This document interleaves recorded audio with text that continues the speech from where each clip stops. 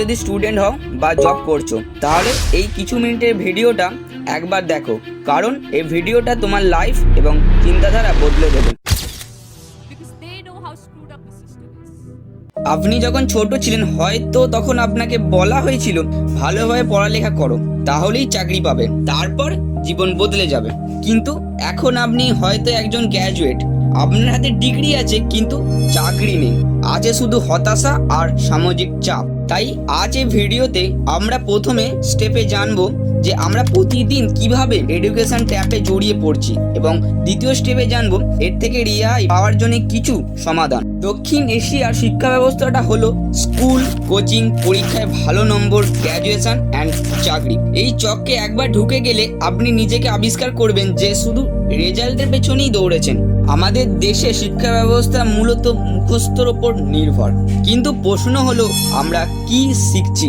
যদি আপনি বিবিএ পড়ে থাকেন তাহলে আপনার হাতে চাকরি পাওয়ার মতন কোনো সরাসরি দক্ষতা নেই, তাই চাকরি পাওয়ার কষ্টকর হয়ে পড়ে। কর্মসংস্থানের জন্য লাগে communication skill, problem solving ability, creativity thinking and etcetera.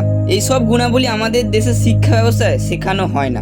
এর ফলে চাকরির জন্য বছরের পর বছর অপেক্ষা করতে হয়, না হলে কম বেতনে কাজ করতে বাধ্য হওয়া ছাড়া কোনো উপায় থাকে না।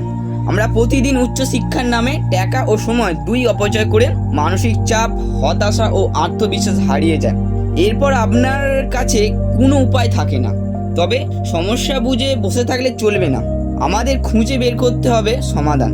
কিন্তু এর অর্থ এই নয় যে শিক্ষার দরকার নেই, দরকার আছে, তবে স্মার্ট শিক্ষা। যেমন প্রথমত শিক্ষার উদ্দেশ্য বদলাতে হবে, শুধু নম্বর নয়, শেখার আনন্দ, প্রশ্ন করার সাহস, ব্যর্থ হলেও চেষ্টা করার মনোভাব, এইসব হবে শিক্ষার মূল উদ্দেশ্য। দ্বিতীয়, কেরিয়ার কাউন্সিলিং ও গাইডেন্স। প্রত্যেক ছাত্রছাত্রীর প্রয়োজন সঠিক দিক নির্দেশনা। কি পড়বে, কেন পড়বে, কি হতে চায়, এই প্রশ্নগুলোর উত্তর খুঁজে পেতেই হবে। তৃতীয়, ভেরি ইম্পর্টেন্ট, প্যাশনকে গুরুত্ব দেওয়া। একজন যদি গান ভালোবাসে তাহলে কেন তাকে জোর করে ইঞ্জিনিয়ার হতে বাধ্য করা হবে? সফলতা মানেই তো ডাক্তার বা ইঞ্জিনিয়ার না, সে একজন দক্ষ গায়ক হতে পারে। And last, skill based education. শিখতে হবে communication, critical thinking, coding, designing, leadership. এই স্কিল যেগুলো চাহিদা আজও আছে আর ভবিষ্যতেও থাকবে। আর আপনি কি করবেন?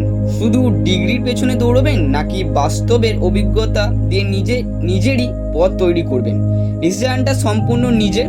নিচে আপনার মতবাদটা কমেন্টে জানাবেন, এবং ভিডিওটা যদি ভালো লাগে তাহলে লাইক করবেন, এবং চ্যানেলে নতুন হয়ে থাকলে চ্যানেলটি সাবস্ক্রাইব করবেন। ভিডিওটি এখানেই শেষ করছি। সবাই ভালো থাকবেন এবং থ্যাংক ইউ।